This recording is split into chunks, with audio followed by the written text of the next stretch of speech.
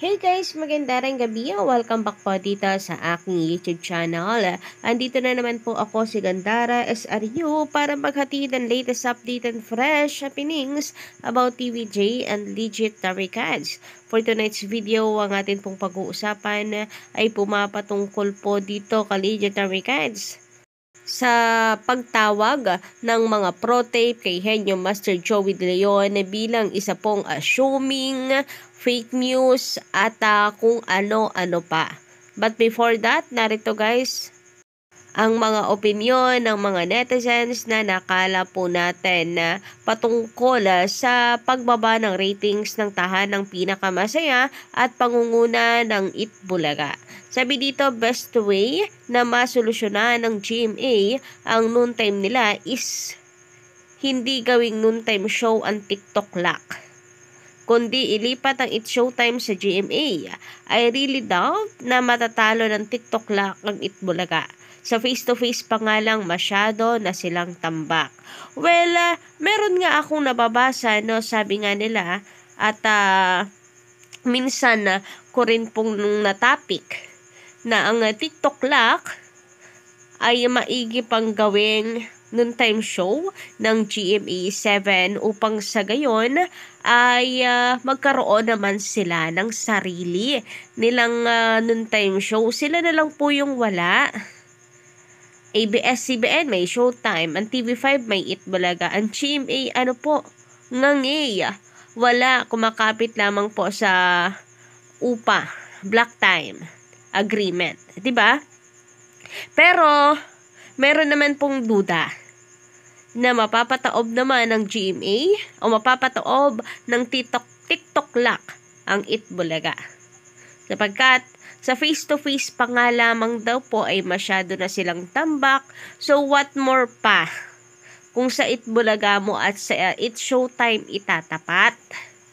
And itong mga nagdaan nga po, tumataas po tumataas ang ratings ng face-to-face compare po sa TikTok lock.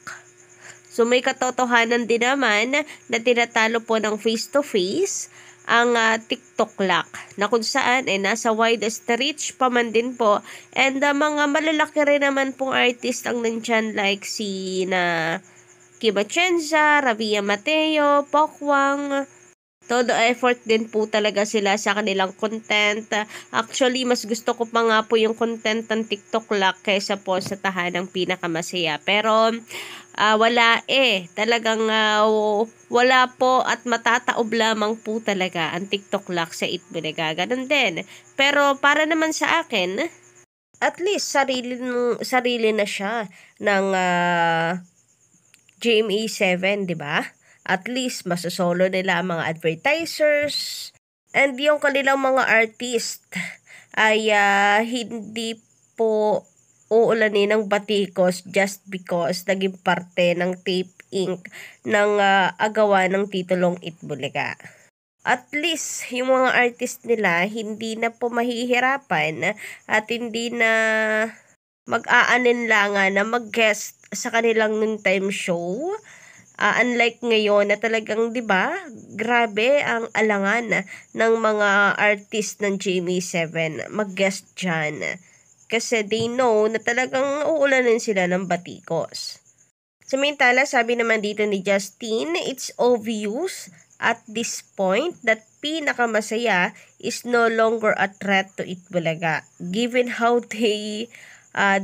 they've consistently ranked third behind EB and It's Showtime, and the gap between their ratings was widened. Totoo po yan, hindi talaga threat. Hindi talaga threat. Ang pinakamasaya na yan, ang tahanang walang pundasyon na yan sa Itbulaga. And even mga legit Darvicans naman, mga fans, ay hindi rin natetreten dyan sa show ng Tape Inc. sa GMA7. Kahit sila pa yun nasa widest reach channel, hindi yun basihan para ma-threaten ang mga legit Darvicans. Dahil kahit nasa ng TVJ, mahina man ang channel niyan, ay susunod po sila. and wala pong matitira sa kalaban. And yun yung nangyayari naman, di po ba ngayon?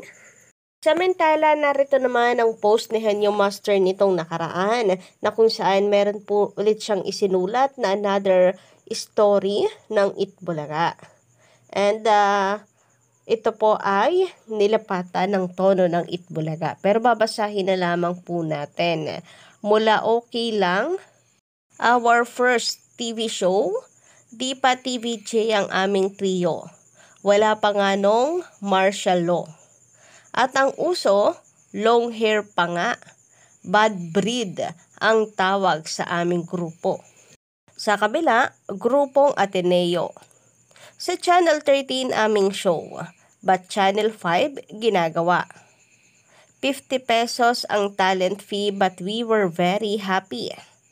Mura pang yosi nun kasi ang Blue Seal 1 pack. 250. Big time na nun kapag nakataksi. Si Joey nun, isa pang disc jockey. Sagana pa, chika baby. Pero ngayon, I cannot be. Koda. At kahit pa nga po pwede, konti na lang ang energy. Napakahusay din talaga magsulat ni Henyo Master Joey De Leon, no? And pero kung may mapapansin po tayo dito, blanco po itong nasa ibaba. And tinatanong po niya Kalya Tarbaykads, tayo kung ano daw ba ang maganda. Kung lalagyan pa ba ito ng painting pa. So any suggestion po kayo dyan guys. Yang sa right lower part of the canvas. Para makakompleto po ang paintings or yan na mismo. And makikita natin dito no, na nariyan po ang mukha ni Henyo Master Joey De Leon. Ang ano lang, natutuwa lang ako sa ang galing po mag-paint ni JDL. Napaka-talented po talaga. Samantala, since ito po ay story ng Itbulaga, sabi dito ni Jennifer, that was the reality that Henyo Master is the creator of Itbulaga. Pagbali-balik ta rin man ang katotohanan, nakatatak na yan sa puso't isipan ng mga taong nagmahal sa kanila sa loob ng 44 na taon. Legit at totoo. Pero ayun nga, speaking of 44 na taon, ang mga tao ngayon, mga henerasyon, ngayon na panatiko ng tape, pati ng Showtime, ang lagi pong sinasabi, porque 44 years na ang Itbulaga, is ang fan lang ng Itbulaga ay mga senior. Ang tingin nyo sa akin, boses ko ba senior na? And ang masaklap po dyan, pinagtatawanan nila ang mga senior. So, anong mali sa pagiging senior? Baka nga, ultimo lola't lola nila, Itbulaga fan, tapos pagtatawanan nila, diba? And even them, they are Itbulaga baby. So, kung hindi napasok sa taste nila ngayon ang Itbulaga, kasi iba-iba naman po talaga tayo, galangin na lang po ang Itbulaga. At the end of the day, naging Itbulaga baby din po sila. At bilang tatak nating mga Pilipino, 'di ba? Ito ang longest running noontime show. So, kahit papaano, dapat meron po tayong respeto. Samantala, sabi naman dito ni Proctoy, tama ang Tape Inc. at GMA. Spot the difference after December 22, 2023 decision and received January 5, 2024 by Marikina ITC sa mga mapag-angkin sa trademark. Peke or fake news po ang sinasabing pag-aari ni Joey De Leon ang trademark ng Itbulaga at EB at Bulaga dahil ayon sa updated database ng WIPO dated January 23, 2024 at 11:15 AM, ito ay nananatiling pending. Pending pero updated daw. Anyari? Paano naging updated po yung bagay na wala namang nabago? Susme, word na lamang po na gagamitin, hindi pa po maayos. So, baka sabihin nyo, sa pag-check nyo ngayon, sa inyong pag-update, kung ano na nga bang meron, sa WIPO or website ng IPO nitong January 23 na sinasabi ninyo nananatiling pending pa rin na nakasulat. Ganun yon, hindi yung ayon sa updated database. Hindi po matuturing na updated ang isang bagay na wala naman pong nabago, na wala naman pong in-update doon. So, dito pa nga lang sala na, paano pa kaya maniniwala ang mga tao sa sinasabi ninyo? And grabe ha, makasabi naman kayo ng fake news. Ang sinasabi ni Joey De Leon na siya ang nakagawa at pag-aari niya ang Itbulaga. Ultimo nga po IPO naniwala. Ultimo nga po IPO sinasabi na si Henyo Master and mismong Tape Inc. ang nagsabi, attorney ng Tape, na si Joey ang nag-create ng titulong Itbulaga. Tapos sasabihin mong fake news? Nako, dun ka sa IPO magpaliwanag na hindi pag-aari ni Joey De Leon ang trademark. Ang masaklap pa dito, sinabihan pa si Henyo Master ng assuming, wag daw mag-assume. At nananatiling nasa Tape Inc. pa rin ang Certificate of Trademark Registration dahil nakapending pa rin ang mga desisyon at hatol ng hukuman. Wag mag-assume. Yan ang sinabi. Grabe, ang mga paratang na sinasabi po niya kay Joey De Leon. Fake news daw.